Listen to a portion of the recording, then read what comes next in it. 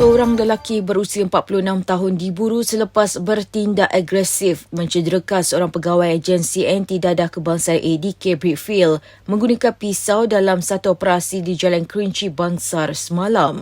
Ketua Polis Daerah Brickfield, Asisten Komisioner Ho Cha Hock berkata kejadian berlaku sekitar jam 5.08 petang di sebuah premis cuci kereta bersebelah Bangsar South Mall ketika pasukan ADK menjalankan ujian saringan air kencing.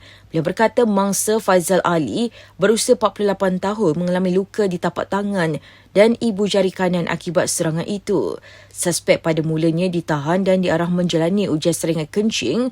Bagaimanapun lelaki itu enggan memberikan kerjasama dan bertindak agresif melarikan diri sebelum mencederakan mangsa. Beliau berkata mangsa kini dalam keadaan stabil dan sedang menerima rawatan di wad biasa Pusat Perubatan Universiti Malaya PPUM. Katanya identiti suspek telah dikenal pasti dan beralamat di Ceras, manakala kes akan disiasat mengikut Seksyen 324 Kanun Kesesaan.